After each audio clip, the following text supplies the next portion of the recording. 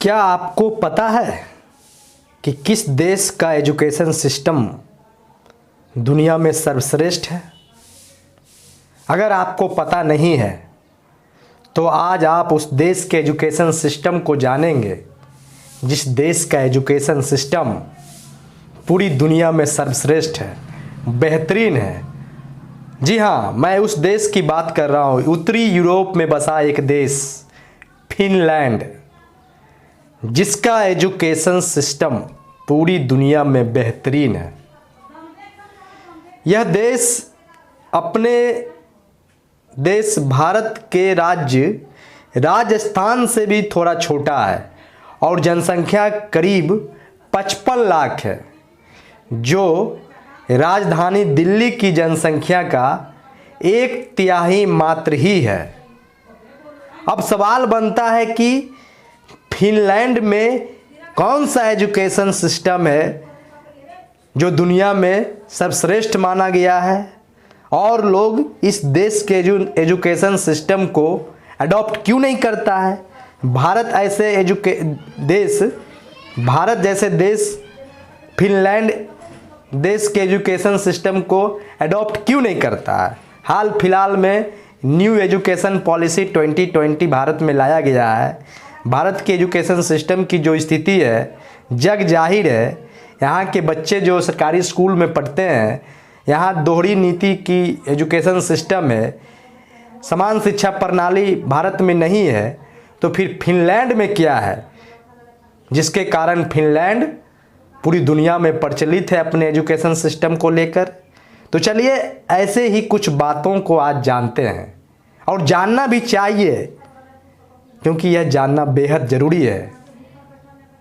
मैं पूरी बातें बताऊं इससे पहले मैं कहना चाहूँगा कि अगर अभी तक आपने टीचर जंक्शन यूट्यूब चैनल को सब्सक्राइब नहीं किया तो सब्सक्राइब कर ले, क्योंकि ऐसी ही जानकारी टीचर जंक्शन आप तक पहुंचाने का काम करती है। तो चलिए दुनिया के बेहतरीन एजुकेशन सिस्टम फिनलैंड के एजुकेशन सिस्टम को जानते हैं। दुनिया में फिनलैंड के एजुकेशन सिस्टम को अच्छी शिक्षा पद्धति मानी जाती है। फिनलैंड को 100% साक्षरता वाला देश माना जाता है। माना ही नहीं जाता, 100% साक्षरता वाला देश फिनलैंड है।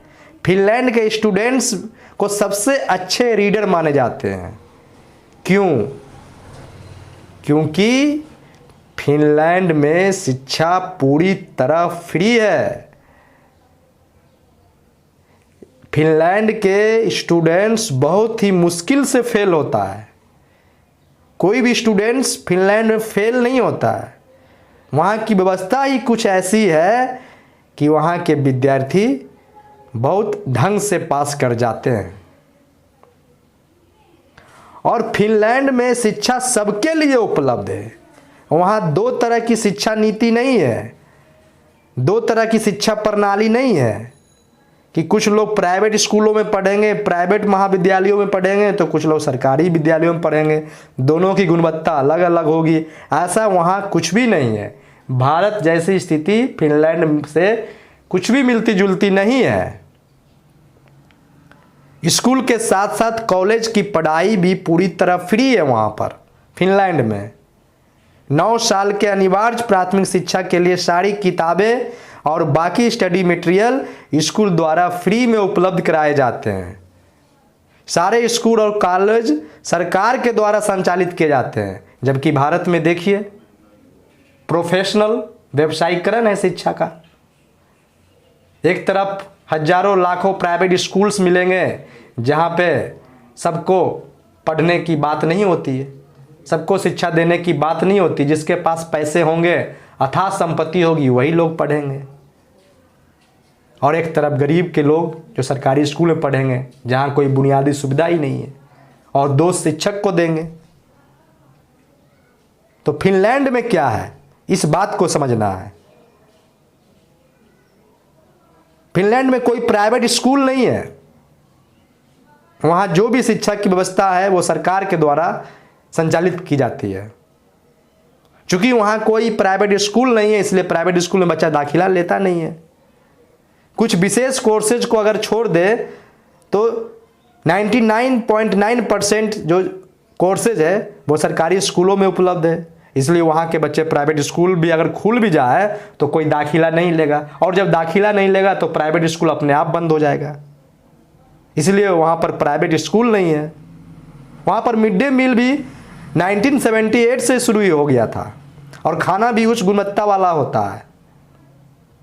और सबसे बड़ी बात फिनलैंड की एजुकेशन सिस्टम की कि वहाँ के बच्चे जो है 7 साल की उम्र से पहले स्कूल नहीं जाता है। कितनी बड़ी बात है। और एक अपना देश भारत में जन्म लेते ही पढ़ने का टेंशन, बच्चे के पढ़ने के साथ साथ उसके माँ बाप को पढ़ाने का टेंशन, ये स्थिति है। और ये सब इसलिए है ताकि शिक्षा का व्यवसायीकरण किया जाए। क्या जरूरी है 3 साल के बच्चे को मोटी मोटी किताबें और लंबे लंबे स्लेट देने की? क्या स्कूल जाकर ही बच्चे सीखते हैं? बिल्कुल गलत। बच्चे अपने परिवेश से सीखते हैं, और बच्चों को परिवेश जहां वो रहता है वहां पर भी मिलता है। जरूरी है उसके गार्जियंस को साक्षर करने की, बच्चों को पढ़ाने संबंधित जागरूकता फैलाने की, ना कि 3 साल में सीधे स्कूल में भेज देने की। ये गतिविधि भारत में इसलिए होती है ताकि पूंजीपतियों के स्कूल चले, शिक्षा के नाम पर लूट हो। मैं जहां तक समझता हूं, मेरा जो अनुभव 20 वर्षों का है, मैं दावे के साथ कह सकता हूं कि 6 साल से नीचे वाले बच्चे को पढ़ने की कोई जरूरत नहीं, क्योंकि 6 साल तक बच्चों के मानसिक विकास ढंग से नहीं हो पाता है। उनके दिमाग, बच्चों के जो 6 साल के बच्चे जो उससे नीचे होते हैं, उसके दिमाग की नसें मजबूत नहीं हो पाती है, और दिमाग की नसें मजबूत होने से पहले ही उस पर बोझ बना दे जाता है पढ़ाई का। और ये ऐसा उसके दिमाग में बैठ जाता है ये बात कि आगे चलकर पढ़ाई उसको बोझ लगने लगता है। पहले बच्चे को मानसिक रूप से परिपक्व होने तो दीजिए, फिर पढ़ाइए। देखिए बच्चे कैसे तेजी से पढ़ते हैं और कैसे तेजी से पढ़ाई के क्षेत्र में आगे बढ़ते हैं। लेकिन सिस्टम बिल्कुल बदल चुका है। न्यू एजुकेशन पॉलिसी 2020 में भी ऐसी बातें नहीं की गई है कि बच्चों के मानसिक विकास को प्राथमिकता दिया जाए, सर्वोपरि माना जाए। ऐसी कोई बातें नहीं है। निजी शिक्षा को बढ़ावा दिया गया है। प्राइवेट स्कूलों पर रोक लगाने की कोई बात नहीं है। सरकारी स्कूलों को बेहतर बनाने की कोई बात नहीं है न्यू एजुकेशन पॉलिसी में। जबकि फिनलैंड देश में देखिए कि वहाँ पर सिर्फ 20 बच्चों को कक्षा में रखा जाता है। कमज़ोर विद्यार्थियों पर विशेष ध्यान दिया जाता है। और वहाँ जो खेलना कूदना, नए दोस्त बनाना, दूसरे बच्चों को समझाना, उनसे परस्पर सहयोग बनाते हुए रिश्ता बनाना, कंपटीशन की कोई भावना नहीं बल्कि सहयोगात्मक भावना को प्रायोरिटी वहाँ दी जाती है। आपस में कंपटीशन नहीं बल्कि आपस में सहयोग बढ़ाने की बात वहाँ की जाती है फिनलैंड एजुकेशन सिस्टम में। इसलिए वहाँ के एजुकेशन सिस्टम को दुनिया का बेहतरीन एजुकेशन सिस्टम माना जाता है। और 100% साक्षरता वाला देश है फिनलैंड। उत्तरी यूरोप में बसा यह देश है। क्या फिनलैंड जैसे देशों से हमारे देश को सीखने की आवश्यकता नहीं है? बिल्कुल है। लेकिन यहाँ के नीतिकार जो है वो पूंजीपतियों को आगे बढ़ाने के लिए और गरीब गुरबों को कुचलने वाली नीति बनाते हैं। दुखद है, दुर्भाग्यपूर्ण है कि आज़ादी के इतने सालों बाद भी स्थिति कुछ खास नहीं बदली है, जबकि बदली जा सकती थी अगर ईमानदारी से काम होती तो, मानवता के आधार पर सोचा जाता तो। लेकिन ऐसा कुछ भी फिलहाल देखने को नहीं मिल रहा है। पीछे की बातें मेरी जानकारी में नहीं है, इतिहास बहुत कुछ बताता है, लेकिन मैं जो सामने देख रहा हूं उसकी चर्चा कर रहा हूं। बिहार में समान शिक्षा प्रणाली लागू होना चाहिए जैसा कि फिनलैंड में है। बिहार में भी बच्चों को मानसिक रूप से विकसित होने के पहले स्कूल आने के लिए, स्कूल भेजने के लिए दबाव नहीं बनाया जाना चाहिए। भारत में भी प्राइवेट स्कूलों को बंद कर देना चाहिए। शिक्षा का पूरी तरह कंट्रोलिंग सरकार के हाथों में होनी चाहिए और फिनलैंड देश की तरह ही शिक्षक बनने के लिए कम से कम मास्टर की डिग्री होनी चाहिए। एक निष्पक्ष और ढंग का परीक्षा लेकर ही शिक्षक बनने के लिए एक मानक तय किया जाना चाहिए, लेकिन ऐसा कुछ भी अब तक नहीं हुआ है और आगे होगा कि नहीं होगा ये हम और आप तय नहीं कर सकते हैं। हम और आप अपनी अभिव्यक्ति ही व्यक्त कर सकते हैं, अपना सुझाव सोशल मीडिया के माध्यम से शेयर और लाइक कर सकते हैं, दे सकते हैं, ले सकते हैं। लेकिन आप समझ गए होंगे कि भारत में, खासकर बिहार में एजुकेशन सिस्टम खराब क्यों है, इसके पीछे कारण क्या है। जहाँ तक फिनलैंड की बातें जो है एजुकेशन सिस्टम से संबंधित, उसकी तुलना अगर करें तो आपको समझ में आ जाएगा कि आखिर दोष कहाँ है। दोष उस नीतिकार में है जिसने इस नीति को बनाया। सरकारी स्कूलों में अच्छी पढ़ाई होती है,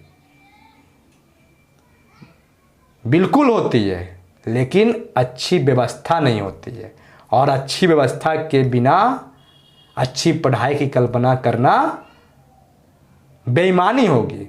और अच्छी व्यवस्था कौन करेगा? वहाँ का शिक्षक करेगा कि सरकार करेगी? जिसके अंदर स्कूल होता है, जो उसका नियामक होता है, उसकी जवाबदेही होती है कि स्कूलों में वहाँ की व्यवस्था कैसी होनी चाहिए। बैठने के लिए बेंच डेस्क नहीं होंगे, साफ सफाई की व्यवस्था नहीं होगी, बाउंड्री नहीं होंगे, प्लेग्राउंड नहीं होंगे, तमाम जो स्कूल की आवश्यकता है वो नहीं होगी, तो फिर वहाँ पढ़ाई का माहौल कैसे बनेगा?